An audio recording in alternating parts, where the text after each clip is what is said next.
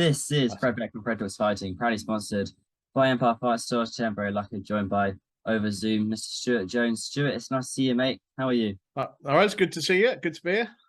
So, Stuart, for the people who don't know, because I know you do a lot of work behind the scenes, can you describe to them what you actually do in the terms of all the influencer world? Yeah, so we're upload agency. We've been going about 7 years now. Primarily, we're an agency. We're agents to a lot of YouTubers, mainly in the kind of male audience space. So we're the brand agents for the Sidemen. We're the management team for the Beta Squad, for Chunks, for people like that. Right the way through to people like LDN movements. We work closely with people like Cal Freezy. Most of the kind of football, sports, lifestyle, and gaming influencers out there. So we'll go out and effectively monetize their audience for them by bringing them in brand deals, endorsements, etc. Okay, so So we have that. Yeah, go on. I take you a very busy man, Stuart, then. Yeah. Well, that's one of the parts. We have upload merchandise as well. So we do the merchandise. We have a warehouse and production facility in Southampton.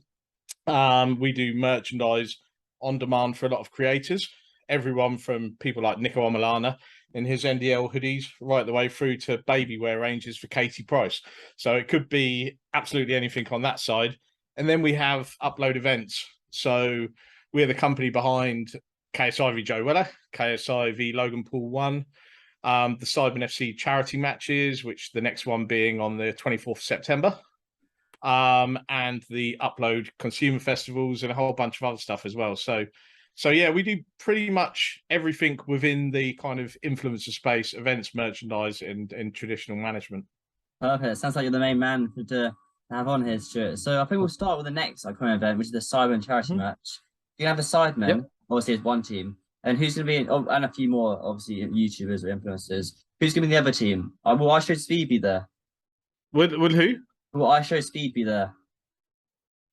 I don't know. I'm not. I'm just going to say I don't know because No comment. I don't. No comment. No comment on anything. There is going to be some huge YouTubers. It's by far the biggest collection of YouTubers and creators that we've ever had. However, I should have done my research before this call to find out who we've announced and who we haven't yet. So I'm just going to say no comment on everything to do with who might be involved in it because I can't remember who I'm allowed to talk about or not. That's fair enough. You got to keep your name clean. Otherwise, you know how people are nowadays. They'll make videos on it. But oh yeah, the manager said this, blah blah blah blah. So yeah, you can take off when you're a bit like, oh blimey.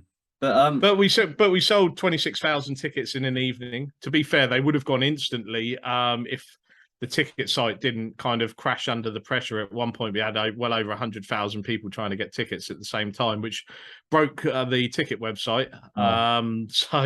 So yeah, Charlton this year, and then who knows next year. I'd love to do the charity match at Wembley or perhaps the Emirates Stadium. Well, how many seats are in the Emirates Stadium? 60,000, I think.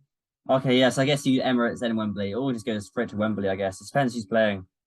I think if we were looking for a bigger venue, then JJ would probably push towards the Emirates because of obviously, firstly, supports them, but also Prime are now sponsors of Arsenal as well. Who's going to be the interviewer at the end of the charity game, Stuart? Who do we have? Again, I need to say no comment again because I don't know if they've been announced, but some very well-known people are involved, both on the pitch siding and the commentary team. Stuart, I'm here if you need an interview for that game after post game. Yeah. Don't worry. Like I say, I don't know who's there, but there is. But yeah, we want people involved, so we'll chat after in terms hell yeah, of I'll send you a message. I'll send you a message. That's cool. Yeah. But I want to ask this actually quite interesting. What do you find the differences between organising a Sidemen charity football match and then we'll use, I guess, as a big event, KSI versus Logan Paul 1? What are the kind of differences and similarities between those two? I think they're both very hard work. That's the first one. They're both extremely hard work and very stressful. Yeah, but the charity one is there's a bit less pressure. With KSI v Logan 1 with at Manchester Arena, we invested a hell of a lot of money into it. Then if it went tits up, then then we would lose a lot of money if we didn't. And so it was more of a business. I find it a bit easier and a bit less pressure doing something for charity, because you do your firstly 26,000 tickets selling out in a couple of hours. So that kind of we sold them as cheap as we possibly could, basically just to break even on the stadium hire costs, and then we're going to try and make the money through sponsorships, donations, and that to give to charity. So everyone's putting their time in and working for cost, not making a profit out of it.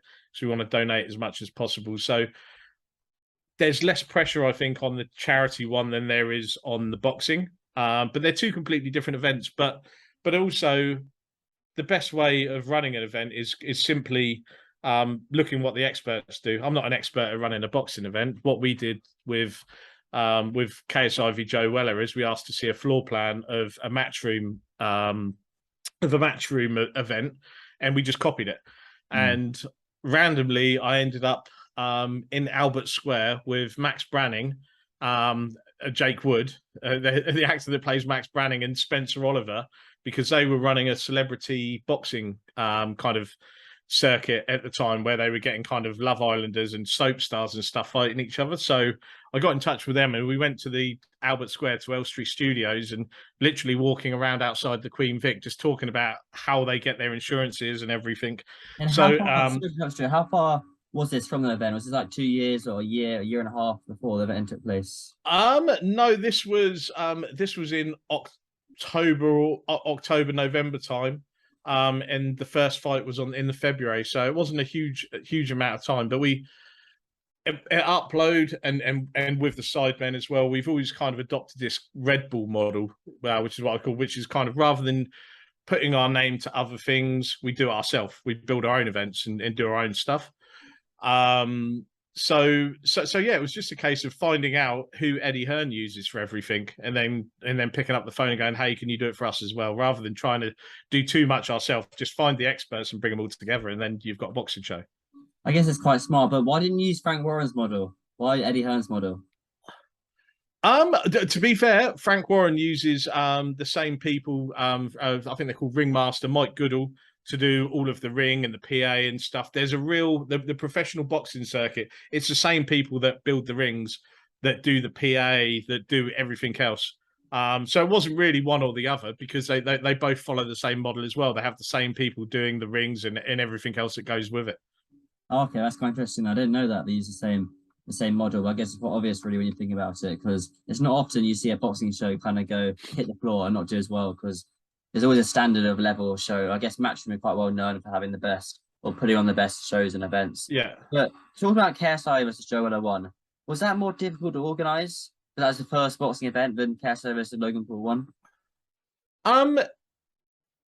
They both had their different challenges. With KSI Weller, it was the first time that we were doing it, so everything is kind of new. But again, because we effectively built a team of people that do it week in, week out. I mean, they were so casual. Mike Goodall, who's the guy that does the rings and everything, he's about 70 years old now, and he still goes in and builds the rings and goes, and he's known and loved across the professional boxing circuit. But even the week before, we're like, "Have you got the canvases?" "Yes, Stu, I've got them done. Don't worry about it." And we're turning up on the day, not knowing what's going to happen, but everything was there because they do it every week in, week out. They just roll up and do their thing. So it was a smaller venue, so it was easier for that. With KSIV Logan 1, we had Logan's team to deal with, which were an absolute nightmare from start to finish. Just what was that? Americans for a start. They don't do anything without lawyers. Whereas in England, we'll kind of sit around, go to the pub and sit around a table and chat. Go, right, what do we want to do? And it's a bit more casual. Where with the US scene, or certainly with Logan's team and stuff like that, they don't say anything without it coming through a lawyer. So it's just a bit more protracted, and also the games that the pools always like to play. Not turning up for interviews and calls and stuff. And then you see there's a video of Logan going to JJ's gym going, "Why aren't you talking to us? Well, let's make this happen," and stuff, and doing videos.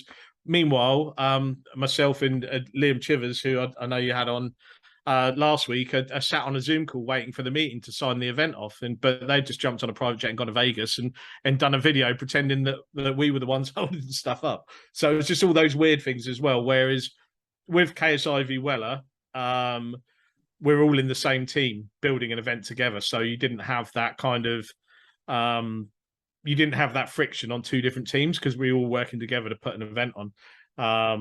But with KSI v Logan, we were playing tricks on them as well, and it was more fun to do that sort of stuff, like to take Jake and Logan to York Hall. That was very intentional, to take them somewhere really uncomfortable in the middle of East London, far away from their Hollywood lights and all the stuff that they're used to, and put them in a pretty grotty hall with loads of kids hanging off roofs, lobbing paint tins at them and stuff.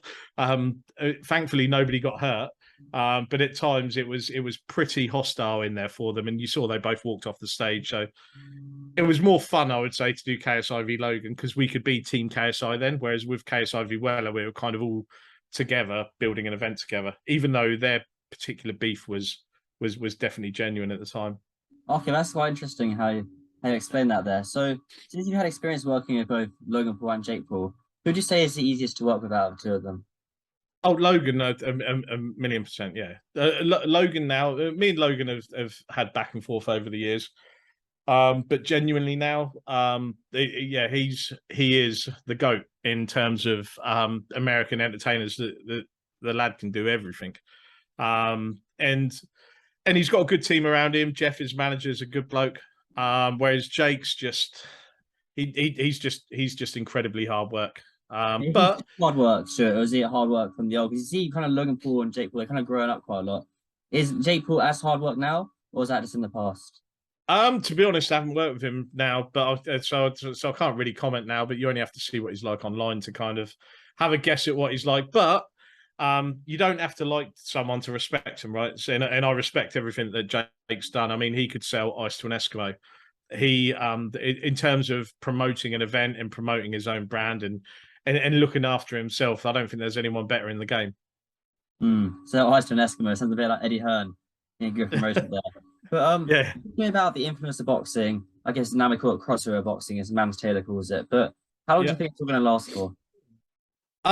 In all honesty, I think that it lasts as long and until JJ and Jake have had their fight. In terms of as a business and as a big spectacle, I think the Creator Clash in America might carry on as an annual event. It's quite a cool thing.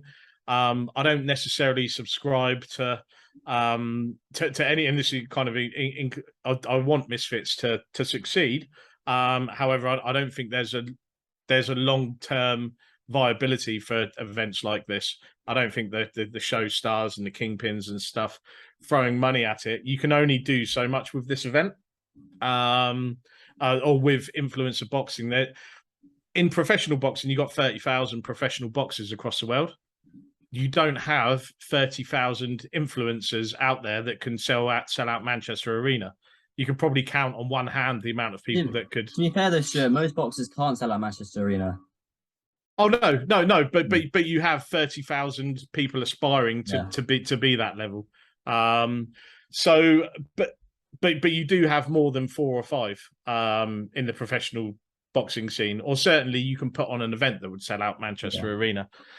So it's a real difficult one from a business model. If JJ's involved in an event, it will always make money. If the Pauls are involved in the event, it will make money. If someone like Andrew Tate fights Jake Paul, then that would be massive. Will Austin McBroom versus Anderson Gibb make money? I would say it would be a stretch. It would be a struggle. And then you look at one of the issues that we have as well is the market is so overinflated in terms of what people are getting paid. So when we did KSI v Weller and KSI v Logan, the undercard got training expenses of 5-10 grand kind of at the most, because they wanted to be part of the experience. They wanted to be involved in it. And what happened with Social Gloves is they started paying people $1 million on the undercard. And that, even though Social Gloves never paid those fighters that full amount because They're still not being paid. No, these fighters still not being paid. I believe, yeah, I Getting believe injured. they had a settlement, an out of court settlement, so they've been paid something, but not fully paid. Oh, okay. So, but what's happened is it's inflated everyone else's how they value themselves. So even for the Kingpin event, etc., the TikTok event, you got people being paid huge fees, but they're never going to return the pay-per-view, the pay-per-view subscriptions, etc. If you look at the Showstar event, I mean, to hire out Wembley Arena, you're probably and the production, you're probably talking in the region of £300,000 to £400,000 just for the actual on the day event production, and then you've got the you're going to have to share probably around half, 40% of your pay-per-view revenue with the platform that's giving you the pay-per-view. So you've got those costs as well. You have to sell a couple of 100,000 pay-per-view tickets to break even based on what you're paying the fighters and stuff. And you're never going to do that unless you've got a KSI. We did 1.2 million pay-per-view buys for KSI v Logan. KSI v Jake, I think, would be in the realms of it will certainly be more than 2 million pay-per-views, which will put it as one of the biggest pay-per-view boxing events probably of the decade. So yeah, it's like 4 mil. Sorry, I think Mayweather vs Pacquiao was about 4 million. Yeah. So it will certainly probably be in the top 10, I reckon, of all time. Such is their pool and the story behind it. But it's a difficult business model to get right and kind of grow now, because you take JJ out of the equation, you take Jake and Logan out of the equation. Who is going to sell out Manchester Arena? Who's going to sell out the O2 Arena? And who's going to do 500,000 pay-per-view buys plus? There's not. I can't think of any off the top of my head. Put it that way. Maybe Mr. Beast if he ever wanted to go fighting. I don't think Mr. Beast wants to box anytime soon. I think he's doing quite well for himself on his videos. Yeah. But how do you think that the next KSI event will go coming up soon? KSI versus Swarms. How do you see that playing out? I think it's disappointing that the Wasabi pulled out with his concussion. Obviously, we have to take his word that he had concussion, because it's a serious thing, and it's a reasonable excuse to pull out of a fight. You don't mess around with that. However, his behaviour since and Jake's behaviour immediately suggests perhaps that there's other reasons that he pulled out. That's all I'll say on that. What do you think those reasons were? Just because he wasn't up for it, or? I think Jake had got himself involved with Alex Wasabi, and certainly Jake jumped straight on the bandwagon with what seemed pre-planned and preempted, trying to get JJ to fight him on the 27th. Probably because Jake knows that he's got a much better chance against a ring-rusted JJ that hasn't had a fight for 3 years than he will have in a year's time when JJ's had 2 or 3 fights. So it would be very opportunist for Jake to take that fight, and to be honest, probably win. If Jake was to fight JJ on the 27th, he would probably win, and I think JJ would probably agree with that as well. Maybe not publicly, but he certainly hinted towards it. But I don't think he does beat JJ in 6 months' time, in 12 months' time. So was it an opportunist move by Jake to get Wasabi to step aside so he could try and catch JJ off guard, so to speak, and not prepared for him? Maybe. Like I say, Jake knows exactly what he's doing, and he knows when he's matched up with people, he knows how to beat them. The Hasim Rahman, clearly he wanted to drain the life out of Hasim Rahman, and that would give Jake the best opportunity of beating Rahman is basically just try and drain him down to no weight, not allow a rehydration course so he can't rehydrate after. So you've got a Rahman going into the ring who's underweight and dehydrated. That's how Jake Paul beats Rahman. So going off and going off on one there, but back to the event. I think the event's still going to be a success. Yes, it's not a great opponent for JJ, but it is and was always a warm up and there's some decent fights on the undercard as well. So as an event, I still think it's going to pop. Obviously, JJ's going to win and win comfortably, and that will set him up for whatever he does next. It's quite a good undercard. Will you be there, Stuart? Yeah. I'll be there. I'm quite glad that we've got nothing to do with the event. We've kind of stepped aside and hung our gloves up, so to speak, when it comes to that. But I'll be there as a fan, and also we still represent some boxers, fighters on the undercard, such as King Kenny, etc. So we'll be there supporting them as well. I saw King Kenny yesterday, actually, the interview of him. I filmed one of him. They're going out hopefully later this week. He's one of the nicest guys, King Kenny. He's a funny guy. He's great. Yeah. No, he's brilliant, and he is absolutely obsessed with boxing. People that say, "Oh, the influence of boxing, it's just a bit of a piss take," and that they don't realize how hard they train. Being completely honest, as agent and the brand management team around the Beta Squad as a whole, it's quite frustrating that Kenny's that devoted, because getting stuff done as a Beta Squad and all the other stuff is quite tricky, because he will not shirk an inch in terms of his training. His training comes first all the time. So trying to get filming days in and stuff like that at the moment, it's a bit of a nightmare, but he's taken it seriously. Yeah, I saw him train. Well, I saw all the way back in April. I saw him training then, and then I saw him training yesterday. Yeah, he's in a lot better. He's very, very good. He was shaped back in April, and he's in better shape today. Yesterday, sorry. He's definitely. I saw Deji as well. Both of them seem very ready to go. But just one last question on kind of the Beta Squad. What's it like organizing? So when they go on like one of the trips, they do one of the big videos. What's it like organizing one of those? Yeah, so we've actually just hired a guy called Cy Lloyd, who was the person behind the Foot Asylum channel that built the Foot Asylum channel up to kind of 2 million subscribers. So I'm very glad to say that he's been hired, that kind of deals with all of that. So for me, it's all right. But yeah, we're working closer and closer with them now, building a team around them. We're building hiring producers, editors, etc.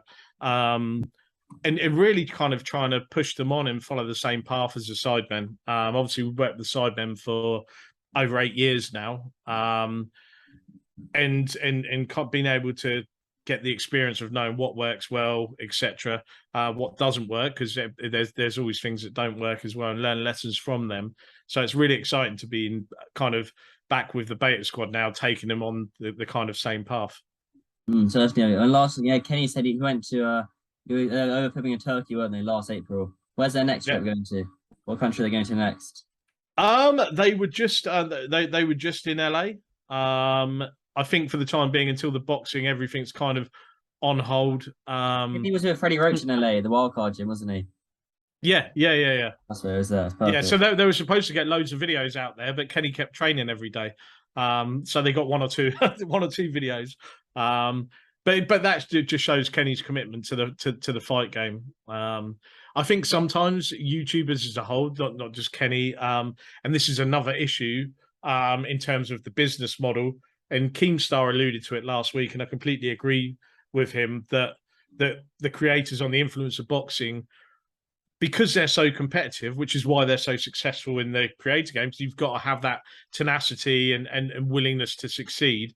So they go into boxing and they just put their heads down and just train and forget to promote. Yeah, he was saying that in the Iron Food last week. He was saying they don't stick to the entertainer part of it. They go to the boxer side. But at the end of the day, they're entertainers, and they should be promoting a lot more than they were doing. 100%. And that's another reason why the whole business model of influencer boxing is a struggle, because the people that are getting in the ring are devoting so much time to that and not the entertainment side, and not the promotion side. And it's ultimately the promoting of the fight and the building of the beef and stuff. I mean, if you look at Kenny, Sensei is such a nice guy. He's not got a lot to work with as well. It was very easy with JJ and Joe to build the narrative, because they absolutely hated each other. It was very easy with Logan and JJ because they hated each other, but all of them wanted to get under each other's skin. So there was that constant back and forth, that constant playing jokes and just taking the piss. There was a constant narrative. But when you have Deji, for example, is not really promoting as well. He's just got his head down. Deji and Fuzi, if they properly got going, could actually build up a lot of hype, and they're both good shit talkers, right? They could build up a really good beef between them, which would ultimately sell tickets. But really, they're both just head down, wanting to win the fight. So there's missed opportunities there. Yeah, Deji has been quite quiet, but Deji's so locked in, I guess, because he wants to win so badly. I guess same with Fuzi, training over at Jack Rabbit Boxing, California. But Stuart, thanks so much for your time, mate. It's good to talk to you. But what you got coming up in the next few weeks?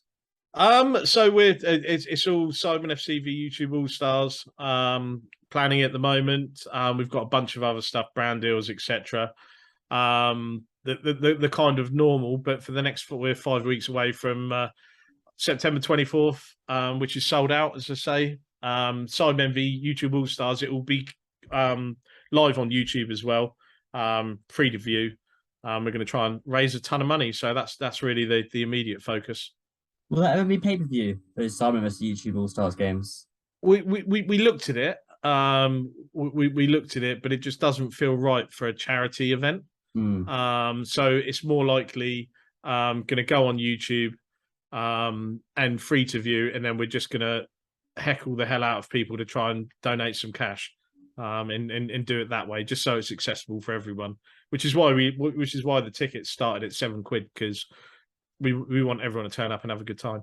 Yeah, £7 is quite cheap, so I guess you'll definitely sold a few of those tickets. But Stuart, I'm sure I see you at the KSI event, hopefully fight week. Were you there fight week or just fight night?